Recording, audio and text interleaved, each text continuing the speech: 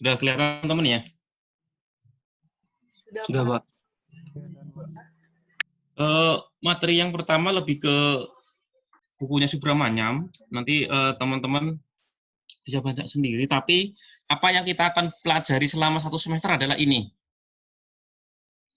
Ini yang akan kita pelajari selama 1 semester, yaitu kita akan menganalisa laporan keuangan dengan ini namanya apa ya? 4 segitiga gitu ya, 4 segitiga, di mana nanti paling tidak untuk tugas pertama teman-teman itu lebih ngarah ke sini ini. Yang 2 ini adalah bisnis dan strategi analisis. Sama accounting dua ini nih. Nanti tugas berikutnya yang tadi saya sampaikan kelanjutannya adalah melakukan analisa laporan keuangan dan membuat laporan prospektif. Ini yang akan kita bahas terkait atau kita pelajari selama 1 semester sebenarnya. Jadi teman-teman di chapternya Subramanyam itu di gambar 1.4 itu inilah roh yang akan kita bahas selama 1 semester. Mulai dari kita akan melakukan analisis bisnis dan strateginya, bagaimana industrinya, dan kemudian bagaimana terkait dengan akuntansinya. Karena akuntansi kan merupakan seni itu ya. Jadi bisa saja satu perusahaan itu menerapkan accounting treatment yang berbeda-beda. Nah, ini ya itulah yang kita akan nanti coba analisa. Di segitiga berikutnya yang kedua ini, yang kedua terakhir, kita akan menganalisa laporan keuangan. Ada 3 hal yang akan kita analisa. 1, profitability, yang kedua adalah cash flow-nya, ketiga adalah resikonya. Yang kemudian kita akan berujung kepada apa? Perspektif, kita akan melihat ke depan itu perusahaan itu akan seperti apa, yang tujuan akhirnya adalah tadi, kita akan menentukan sebenarnya nilai perusahaan itu secara intrinsik berapa. Jadi tujuan finalnya adalah yang kita akan menentukan perusahaan ini kalau dinilai, itu berapa nilainya. Berawal dari melakukan analisa bisnisnya ya. Jadi itu yang akan kita pelajari selama 1 semester dan isi dari laporan analisa laporan keuangan ya ini gitu. Nanti penjabarannya adalah penjabaran dari ini setelah ini. Dan apa sih sebenarnya manfaat dari analisa laporan keuangan? Ada 2 hal yang utama. Yang pertama adalah kita mohon maaf, sebentar. Kita akan menghilangkan error, salah satunya karena error-error itu membuat laporan keuangan itu nggak bisa dibandingkan. Kalau setelah kita menghilangkan error, kita akan meminimalisir asumsi. Asumsi kita akan coba minimalisasi gitu. Jadi supaya paling tidak beberapa asumsi dalam sektor yang sejenis atau industri yang sejenis itu relatif sama. Kemudian tujuan kita melakukan analisa keuangan berikutnya adalah kita akan digunakan untuk pengambilan keputusan. Nah, pengambilan keputusan siapa? Nah, ya, salah satunya adalah berbagai macam pihak. Jadi kita akan melihat siapa saja yang berkepentingan terhadap perusahaan.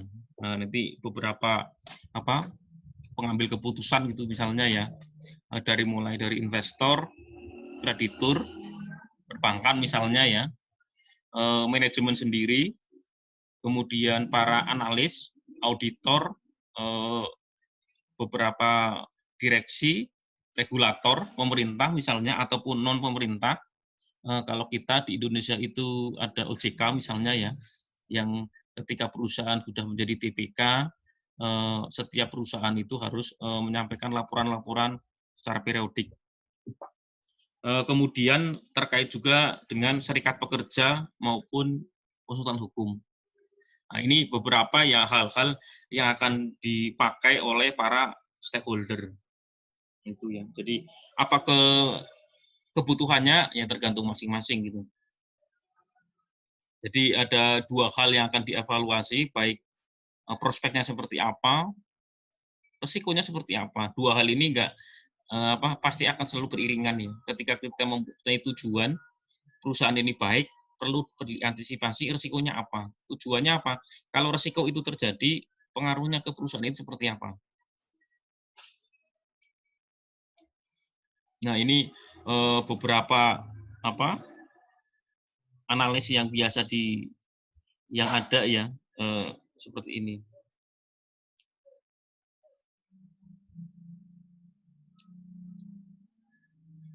Tetapi pada intinya ada dua alasan yang tadi ya, yang di kotak bawah.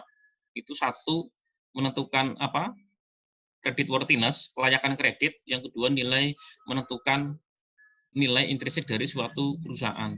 Ini berarti ada dua pihak yang sangat berkepentingan di sini. Satu adalah kreditur, kedua adalah investor. Kreditur itu bisa dua ya, bisa bank, pemberi pinjaman, atau pemegang obligasi. Karena perusahaan bisa menerbitkan obligasi gitu ya. Atau surat berharga lainnya. Dan juga tadi untuk investor, untuk menentukan dia mau invest enggak. Ketika mau invest, patokannya apa gitu. Ketika mau invest, misalkan sebenarnya perusahaan ini nilainya berapa sih gitu. Kalau kok dia sahamnya ditransaksikan di pasar modal, nilai yang sekarang itu kira-kira sudah over atau under gitu, under value gitu ya. Dibandingkan dengan apa over under ya dengan nilai intrinsiknya. Jadi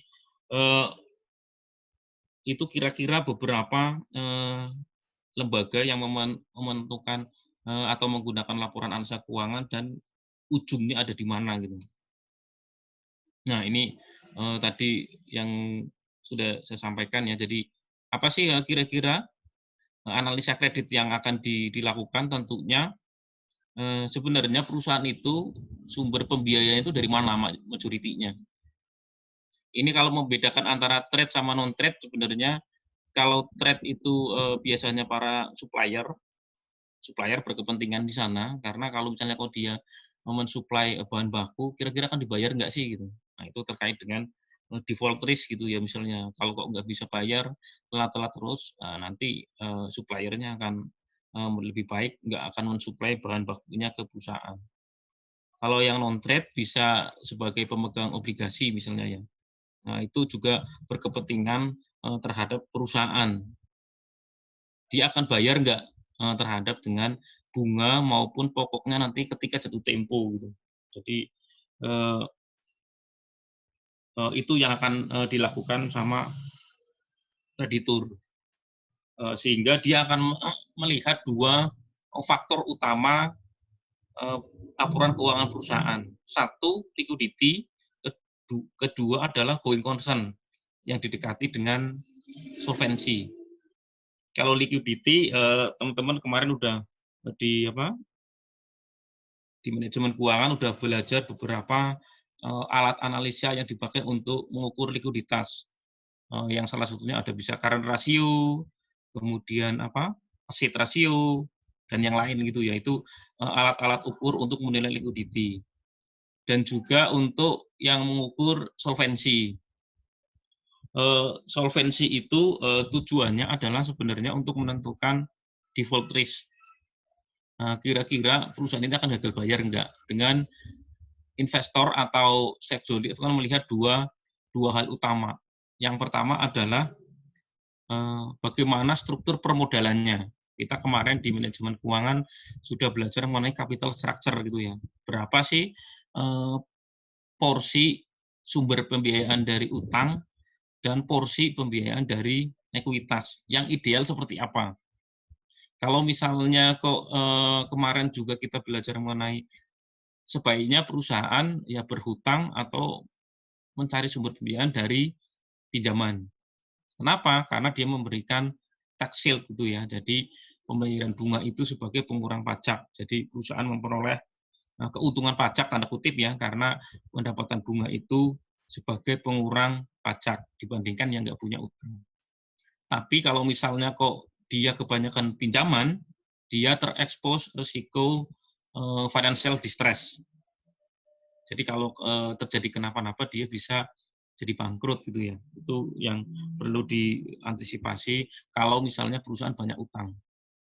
Makanya seberapa idealnya struktur permodalan dihitung dari WACC, weighted average cost of capital yang sudah kita pelajari kemarin di manajemen keuangan, dan juga kalau nggak salah kita akan belajar juga cuman relatif sedikit, nanti kita cuman mengulas sedikit gitu ya ininya. Nah, ini yang tadi saya sampaikan ya, bahwa apa sih kira-kira fokus mereka ya, fokus mereka untuk melihat creditworthiness yang dilihat dari dua faktor, likuiditas dan solvabilitas.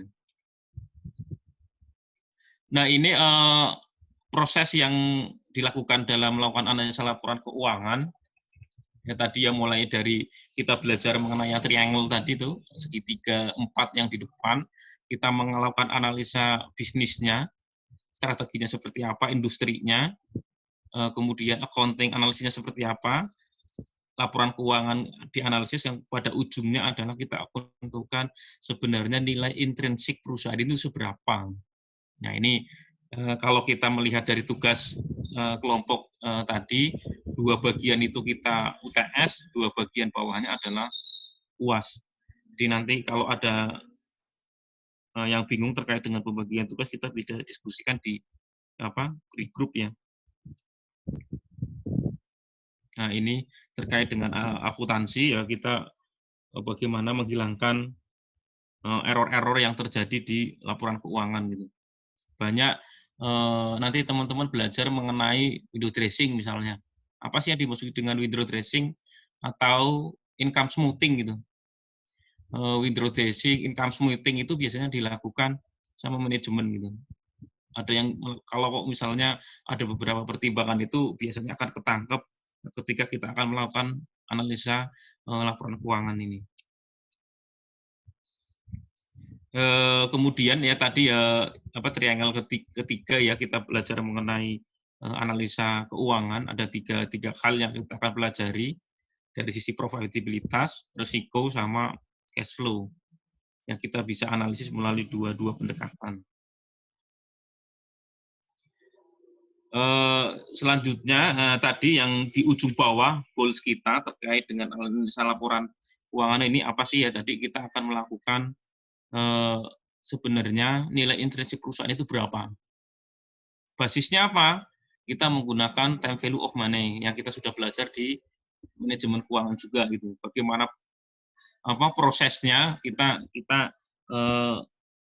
melakukan atau menggunakan penilaian menggunakan time value, konsep time value of money, baik yang present value maupun future value. Tetapi biasanya kita menggunakan pendekatan present value nanti untuk yang permodelan obligasi biasa gitu ya. Nilai obligasi itu terdiri dari dua komponen, adalah yang pertama mengenai pokoknya di present value kan, pakai present value biasa. Yang kemudian yang kedua adalah bunganya yang menggunakan pendekatan present value anuitas. Ini mungkin kemarin sudah dipelajarin juga dan ya, mau refresh. Kemudian untuk yang saham, kita akan menggunakan 3 metode, yang 2 teman-teman sudah pakai di manajemen keuangan. Yang kita akan pelajari di sini nanti 1 metode yang belum dipelajari. 2 metode yang sudah dipelajari kemarin teman-teman belajar mengenai DDM, dividen discounted model, sama relatif penggunaan PER kalau nggak salah, price earning ratio.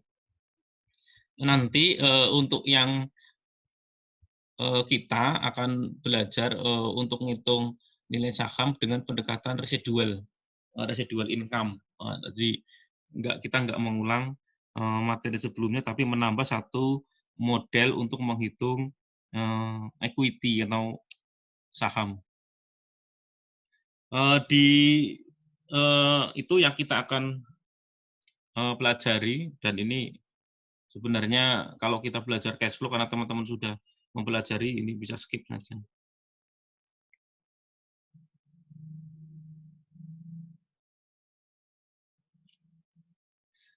Nanti terkait dengan bisnis analisis, nanti pendekatannya adalah 5 kekuatan analisa dari Porter. Nanti teman-teman di mind map sebenarnya sudah ada apa sih yang dikenal dengan analisa vice force analisis dari Porter gitu. Dia ada 5 pendekatan. Jadi ketika kita melakukan bisnis analisa bisnis gitu ya, industri analisa, kita ada 5 yang harus kita lakukan.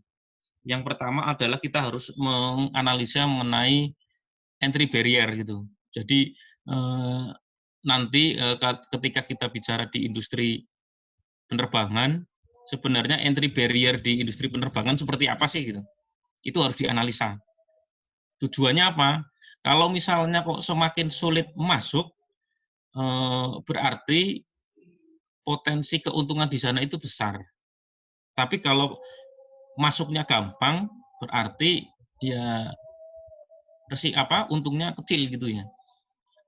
Apa sih yang dilakukan untuk melihat entry barrier analysis itu atau threat of new entrance itu adalah pembaginya bisa misalnya dilihat dari modalnya. Industri itu capital intensif enggak gitu. Sangat membutuhkan modal yang besar enggak gitu. Jadi teman-teman misalnya kalau lihat teman-temannya kerja di DI ya, PT DI, tapi dia di aviasi sebenarnya. Itu industri di sektor aircraft, pesawat, itu high capital gitu. Jadi membutuhkan modal yang sangat besar. Karena kan kalau industri itu pendekatannya pasti akan ada 2. Dia akan capital intensif atau labor intensif. Nah, kalau untuk sektor-sektor tertentu yang masuknya ternyata membutuhkan modal yang tinggi, berarti itu salah satunya untungnya juga besar gitu. Karena apa? Semakin sedikit perusahaan yang main di industri itu gitu. Itu salah satunya. Kalau yang di kita misalnya sebagai alat analisis ya, yang di minggu keempat itu kita belajar mengenai industri penerbangan. Kalau kita cek siapa aja sih industri penerbangan bisa dihitung gitu. Ada Garuda dengan anaknya Citylink, kemudian Lion dengan berbagai anaknya ya, ada Wings, ada yang lain. Kemudian ada AirAsia untuk lokal ya, yang untuk lokal kita dan beberapa maskapai perintis gitu. Jadi yang melayani antar pulau ada misalnya di mana di Kalimantan kalau nggak salah. Ada juga yang Susi misalnya ya, Susi Air gitu. Itu yang cakupannya lebih ini. Cuman ketika kalau industri itu adalah modalnya besar dan orangnya dikit, dalam arti perusahaannya dikit, berarti sektor itu merupakan salah satu sektor yang menguntungkan karena pelakunya dikit itu. Kompetisinya relatif bisa dilihat apakah itu sehat atau enggak. Nanti teman-teman sama halnya ketika di industri ban itu, ban kendaraan. Ban kendaraan atau itu pelakunya sangat sedikit itu. Kalau kita bisa hitung paling hanya Goodyear misalnya itu udah mau bangkrut ya. Ada Bridgestone, Dunlop, siapa lagi? Michelin misalnya. Nah, itu pelakunya relatif sedikit sehingga kalau ada pelaku sedikit ada potensi kartel. Kartel itu setting harga gitu ya. Itu yang ditakukan. Jadi karena apa? Mereka saja bisa melakukan tanda kutip kesepakatan harga. Sama halnya di dunia motor misalnya. Siapa sih pelaku di industri otomotif gitu ya? Kan itu aja gitu. Kalau nggak Honda, Yamaha, Suzuki, siapa tuh Kawasaki misalnya. Tapi kan beda-beda segmen. Yang segmennya sama relatif adalah Honda, Yamaha, Suzuki misalnya.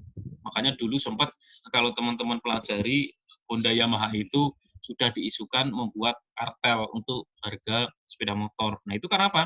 Pelakunya dikit gitu. Nah, itu ada potensi seperti itu meskipun kita ada KPPU ya, Komisi Persaingan Usaha ya. Nah, itu diawasi sama mereka. Dua indikator lainnya adalah untuk menentukan susah enggaknya masuk ke suatu industri adalah teknologi gitu. Kalau industri itu adalah high tech, ya semakin sulit untuk masuk gitu ya. Ini azan asar di sini. Kita tunggu sebentar ya teman-teman ya.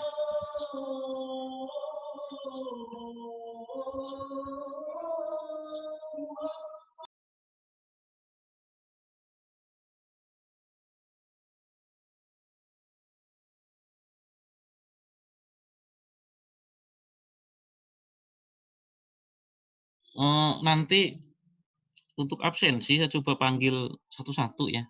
Nanti kalau saya panggil setelah ini nanti coba teman-teman nyalain videonya ya. Nanti biar kita saling kenal aja. Jadi tadi saya lanjutkan bahwa ketika kita melakukan bisnis analisa bisnis, maka ada 5 cara kita melakukan analisa pendekatan Porter. Yang pertama adalah yang tadi entry barrier-nya. Kita harus melihat industri ini entry barrier-nya gampang apa enggak gitu. Yang bisa kita lihat dari beberapa variabel. Yang pertama tadi misalnya industri itu capital intensif enggak gitu. Membutuhkan modal yang besar enggak. Kedua, industri itu untuk masuk butuh teknologi yang tinggi enggak gitu. Atau biasa saja sederhana bisa. Kemudian variabel ketiga adalah ketika masuk perlu nggak adanya hak paten gitu. Kemudian yang keempat adalah loyalitas pelanggan. Apakah pelanggan di industri tersebut sangat loyalis gitu. Jadi meskipun kita masuk, ya nggak bisa berubah gitu maksudnya. Kemudian variabel berikutnya, apakah ada regulasi-regulasi dari pemerintah yang membatasi masuknya suatu pemain baru. Nah, itu beberapa variabel yang bisa digunakan untuk menentukan entry barrier yang bisa kita lakukan. Kemudian analisa kedua dari Porter adalah bargaining power supplier. Apakah supplier itu mempunyai kekuatan tawar yang besar itu. Kalau kekuatan tawar yang besar berarti perusahaan yang ada di industri itu ada potensi labanya turun gitu atau untungnya sedikit atau return-nya dikit. Kenapa seperti itu? Kenapa? Karena berarti supplier bisa menekan perusahaan, misalnya dengan dia meminta harga bahan baku yang tinggi misalnya ya. Jadi itu dua hal yang harus dilakukan. Analisa yang ketiga adalah bargaining power dari barang substitusi. Apakah di industri tersebut pelanggan itu bisa dengan mudah mencari barang yang lain gitu. Nah, itu akan menyebabkan perusahaan di sana tadi sama labanya akan turun. Karena apa? Kalau misalnya nggak bisa disediakan sama perusahaan A, perusahaan B bisa menyediakan barang penggantinya gitu. Sehingga ya pilihan pelanggan menjadi sangat cair gitu ya. Sehingga keuntungan perusahaan yang masuk di sana relatif jadi lebih kecil. Yang keempat adalah bargaining power dari buyer gitu. Buyer ini sangat menentukan nggak sih yang mempengaruhi harga suatu produk yang ditawarkan sama perusahaan. Kalau sangat menentukan, ya pada akhirnya tadi perusahaan yang ada di sana bedanya kecil gitu. Jadi itu 4 yang perlu dianalisa, dan satu lagi yang perlu dianalisa adalah kompetisi. Bagaimana kompetisi di industri tersebut. Tadi contohnya kalau di industri penerbangan, bagaimana sih sebenarnya kompetisi antara Lion, AirAsia misalnya ya, siapa lagi tuh? Dulu ada Merpati, sekarang nggak ada. Kemudian ada Sriwijaya misalnya, itu sama Garuda karena main di kelas yang beda ya, main yang dia agak mirip-mirip itu adalah yang Citylink. Sebenarnya kompetisi di sana tuh seperti apa gitu? Apakah mereka punya segmen masing-masing atau seperti apa? Nah, itu perlu dilakukan analisa dengan pendekatan Porter ya tadi ya. 5 analisa yang biasa dipakai nanti ketika teman-teman melakukan analisa bisnis dan strateginya. 5 analisa ini nanti yang teman-teman perlu pelajari. Kalau nanti di KF ya, di Kimia Farma, berarti entry barrier-nya di industri farmasi kayak apa, kemudian suppliernya kayak apa, buyer-nya kayak apa, kemudian barang substitusinya seperti apa, dan persaingan di dalam industri itu seperti apa. Itu 5 hal yang harus dianalisa di bisnis analisa ini. Kemudian kalau sudah tahu analisanya, ini nanti akan terkait dengan strateginya. Nah, strategi perusahaan itu, apakah dia mau cost leadership? Ketika cost leadership berarti apa, larinya apa? Harga jual produknya turun gitu ya. Jadi nanti dia main di biaya, larinya ke apa, harga jual. Strategi kedua adalah apakah dia akan produk diferensiasi, produknya banyak. Nanti mainnya di skala ekonomi misalnya. Yang ketiga adalah apakah perusahaan itu akan melihat dari sisi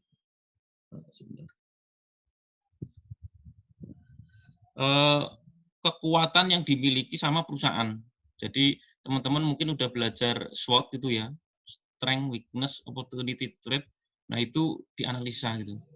Baik kekuatannya apa, kelemahannya apa, ancamannya apa, peluangnya apa. Itu dilakukan analisa. Jadi dua hal yang harus dilakukan analisa ketika kita melakukan analisa bisnis dan strategi gitu.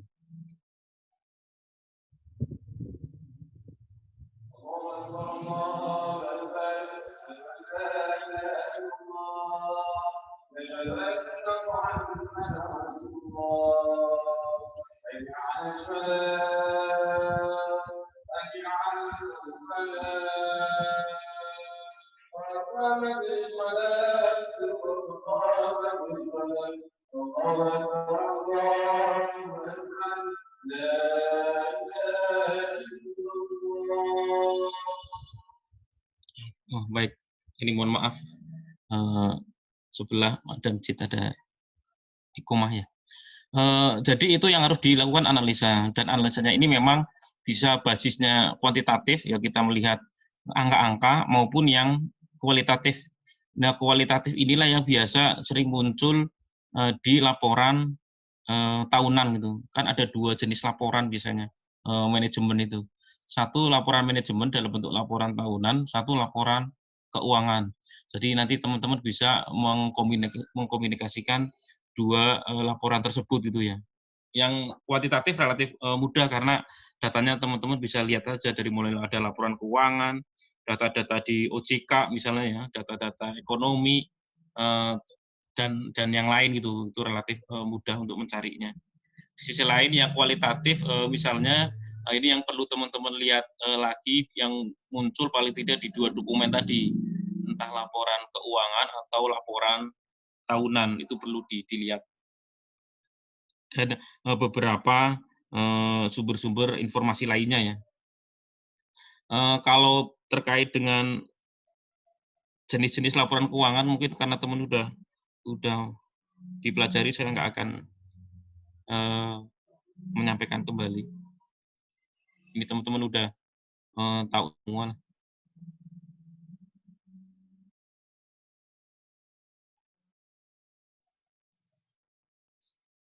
Kemudian terkait dengan alat analisis ini saya buka lagi satu nanti mungkin ya. Terkait dengan alat analisis. Nah, alat analisis ini teman-teman juga sebenarnya sudah dipelajari di kemarin di di semester 4, ada berbagai macam alat-alat analisis. Yang pertama adalah komparatif, menyandingkan satu laporan keuangan dengan laporan keuangan lain, atau menyandingkan dengan periode sebelumnya. Jadi tinggal bandingkan saja. Kalau kok satu perusahaan ya tahun sekarang dengan tahun kemarin misalnya, atau tahun kemarinnya lagi, tinggal kita setting berapa periodenya, periode tahunnya. Yang kedua opsinya adalah bandingkan dengan sektor sejenis gitu. Jadi tadi kimia farma itu sejenisnya dengan siapa sih? Oh, kimia farma itu yang bergerak di farmasi misalnya ada ada Indofarma, ada apalagi itu, ada Kimia Farma, Bio Farma, Indofarma, sama yang lain gitu ya, yang listing. Sebenarnya ada banyak, ada 11 atau berapa. Jadi caranya seperti itu gitu ya. Jadi kita akan melakukan comparative analisis. Analisis kedua, caranya kita dengan common size. Ini tinggal 1 menit kurang ya. Nanti kalau kok mati saya buka lagi. Common size adalah kemarin juga sudah kita pelajari bagaimana menyandingkan satu pos dengan pos yang lain gitu. Pos di ini ya, di neraca atau di laba rugi. Kalau di laba rugi biasanya pendekatannya yang jadi penyebut ya, denominator itu adalah sales-nya. Kalau yang di neraca biasanya adalah asetnya. Bagaimana pergerakan perubahannya.